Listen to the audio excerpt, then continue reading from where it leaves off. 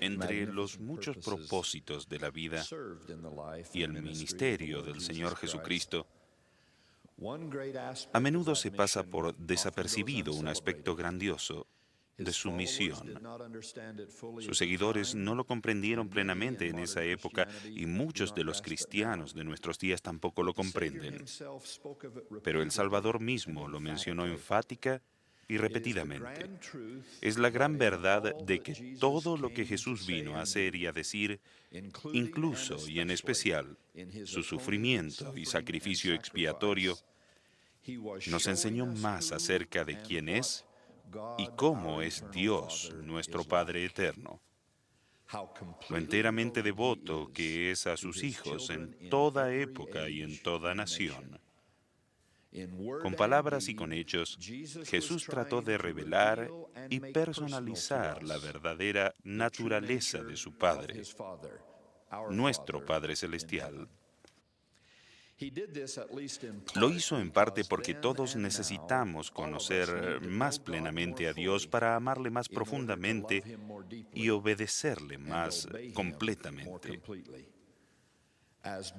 Como declara el Antiguo y el Nuevo Testamento, el primer mandamiento de todos es: amarás al Señor tu Dios con todo tu corazón y con toda tu alma y con toda tu mente y con todas tus fuerzas. Este es el primero y grande mandamiento. Con razón, entonces, enseñó el profeta José Smith: el primer principio del Evangelio es conocer con certeza el carácter de Dios. Quiero que todos ustedes le conozcan, dijo él, y se familiaricen con él. Debemos tener el concepto correcto de sus perfecciones y atributos, una admiración de la excelencia de su carácter. La primera declaración de nuestra fe es: nosotros creemos en Dios, el Eterno Padre. Y así lo hizo Jesús enfáticamente. Sin embargo, aún al reconocer su propia función singular en el plan divino, el Salvador insistió: y esta es la vida eterna, que te conozcan a ti, el único Dios verdadero. Después que generaciones de profetas habían intentado enseñar la voluntad y el camino de Dios, por lo general, con poco éxito, Él, en su máximo esfuerzo por permitirnos conocerle, envió a la tierra a su Hijo unigénito y perfecto, creado a su imagen y semejanza, para que viviera los rigores de la vida cotidiana y sirviera entre los mortales. Venir a la tierra con tal responsabilidad, ocupando el lugar de Elohim, hablando como Él hablaría, juzgando y sirviendo, amando y amonestando, soportando y perdonando, como Él lo haría. Es un deber de tal proporciones que no podemos comprenderlo. Pero con lealtad y la determinación característicos de un Hijo divino, Jesús podía comprenderlo y lo llevó a cabo. Y después, cuando comenzó a recibir las alabanzas y los honores, humildemente dirigió toda adulación hacia su Padre. El Padre hace las obras, dijo con fervor. No puede el Hijo hacer nada por sí mismo, sino lo que ve hacer al Padre. Porque todo lo que el Padre hace, también lo hace el Hijo igualmente. En otra ocasión, Él dijo: yo hablo lo que he visto cerca del Padre. Nada hago por mí mismo, sino que según me enseñó el Padre. He descendido del cielo no para hacer mi voluntad, sino la voluntad del que me envió. Yo hago mi propia declaración sincera de Dios nuestro Padre eterno, porque algunos del mundo moderno padecen una penosa idea falsa acerca de Él. Entre ellos existe la tendencia a sentirse distantes del Padre, incluso alejados de Él, si es que creen en Él. Y si creen, mucha gente de nuestros días dice que tal vez se sentirían cómodos entre los brazos de Jesús, pero les incomoda pensar en el severo encuentro con Dios, por la mala interpretación y en algunos casos la mala traducción de la Biblia. piensan que Dios el Padre y su Hijo Jesucristo obran en formas diferentes. A pesar del hecho de que tanto el Antiguo como el Nuevo Testamento afirman que el Hijo de Dios es uno con Él, actúan siempre bajo la dirección del Padre, que es el mismo, ayer, hoy y para siempre. Al meditar en esos errores, comprendemos que una de las contribuciones maravillosas del Libro de Mormón es su concepto perfecto de la divinidad. Allí no existe una brecha como la de Malaquías a Mateo. Ninguna pausa mientras cambiamos de mentalidad teológica. Allí no se malinterpreta a un Dios que obra con urgencia, amor y fidelidad en cada página desde el principio del libro en los días del Antiguo Testamento hasta el final en los días del Nuevo Testamento.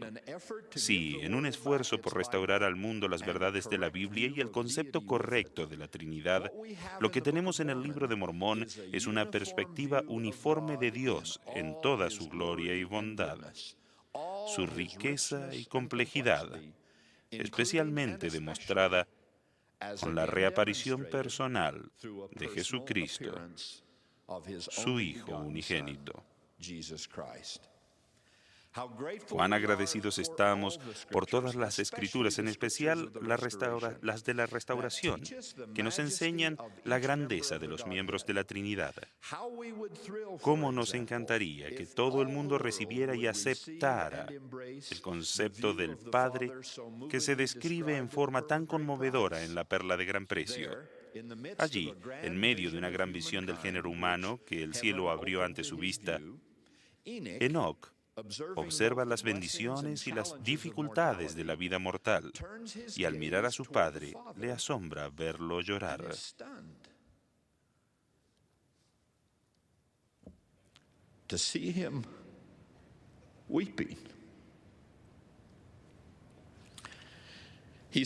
Él dice con asombro a ese ser más poderoso del universo: ¿cómo es posible que tú llores? Eres justo y misericordioso y benévolo. La paz es la habitación de tu trono, y la misericordia irá delante de tu faz y no tendrá fin. ¿Cómo es posible que llores? Al contemplar los acontecimientos de cualquier día, Dios responde: He allí a estos, tus hermanos, son la obra de mis propias manos. Les di mandamientos que se amen el uno al otro y que me prefieran a mí, su Padre. Mas he aquí, no tienen afecto y aborrecen su propia sangre. Por tanto, ¿no han de llorar los cielos viendo que éstos han de sufrir? Esa sola escena fascinante nos enseña más acerca de la verdadera naturaleza de Dios que cualquier disertación teológica. También nos ayuda a entender más eficazmente ese momento intenso de la alegoría del olivo en el Libro de Mormón, cuando después de cavar y abonar, de regar y de quitar la maleza, de podar, de trasplantar e injertar, el gran señor de la viña tira su pala y sus podaderas y llora, implorando al que desee escucharlo: ¿qué más pude haber hecho por mi viña? Qué imagen tan indeleble de la participación de Dios en nuestra vida. Qué angustia del Padre cuando sus hijos no lo escogen a Él ni al Evangelio que Él envió. Qué fácil es amar a quien tanto nos ama.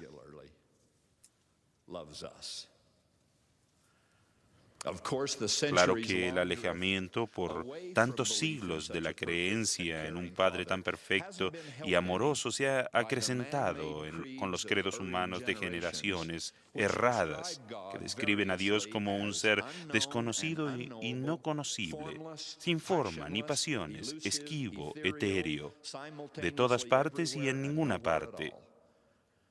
Eso ciertamente no describe al ser que vemos a través de los ojos de estos profetas. Tampoco concuerda con Jesús de Nazaret, vivo y encarnado, que fue y está en el resplandor de su gloria y la imagen misma de su Padre. En ese sentido, Jesús no vino a mejorar el concepto de Dios para con el hombre, sino el concepto del hombre acerca de Dios,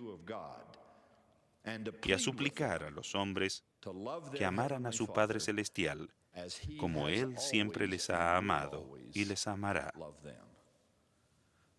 Tuvieron la oportunidad de comprender el plan, el poder, la santidad de Dios, sí, incluso la ira y el juicio de Dios, pero no comprendieron plenamente el amor de Dios y la gran profundidad de su devoción a sus hijos hasta que vino Cristo.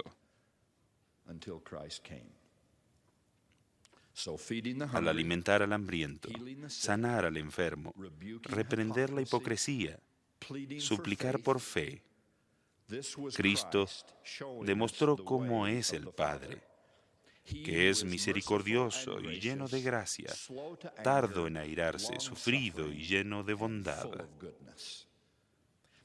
Con su vida, y especialmente con su muerte, Cristo declaró: esta compasión que les estoy demostrando es mía y también de mi Padre. Con la manifestación de ese Hijo perfecto, del amor de su Padre perfecto, con su mutuo sufrimiento y pesar por nuestros pecados y por nuestros dolores, percibimos el verdadero significado de la declaración. Porque de tal manera amó Dios al mundo, que ha dado a su Hijo unigénito, para que todo aquel que en Él cree no se pierda, mas tenga vida eterna.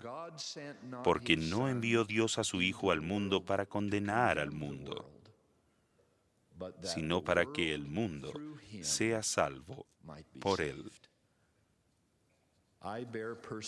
Este día, mi testimonio personal de un Dios personal y viviente que conoce nuestro nombre, escucha nuestras oraciones y nos ama eternamente como hijos de su Espíritu. Testifico que entre las grandes y complejas tareas del universo, Él busca nuestra felicidad individual por encima de todo asunto divino. Fuimos creados a su imagen y semejanza, y Jesús de Nazaret, su Hijo, unigénito en la carne, vino a la tierra como la manifestación perfecta y mortal de su grandiosidad. Además del testimonio de los antiguos, también tenemos el milagro moderno de Palmira, la aparición de Dios el Padre y de su Hijo Jesucristo, su Hijo amado, el Salvador del mundo, al joven profeta José Smith. Testifico de esa aparición y con las palabras de ese profeta yo también declaro: nuestro Padre Celestial es más liberal en sus conceptos y más extenso en sus misericordias y bendiciones de lo que estamos dispuestos a creer o recibir. Dios no tolera el pecado, pero cuanto más nos acercamos a nuestro Padre Celestial, tanto más habrá en nosotros la disposición de sentir misericordia hacia las almas que están pereciendo. Sentiremos el deseo de llevarlas sobre nuestros hombros y echar sus pecados a nuestras espaldas. Doy testimonio de un Dios que tiene hombros así, y en el espíritu del santo apostolado, digo como dijo un apóstol de la antigüedad: En esto consiste el amor, no en que nosotros hayamos amado a Dios, sino en que Él nos amó a nosotros y envió a su Hijo en propiciación por nuestros pecados. Amados, si Dios nos ha amado así, debemos también nosotros amarnos unos a otros en el sagrado y amarlo a Él para siempre. Oro por ello en el nombre de Jesucristo. Amén.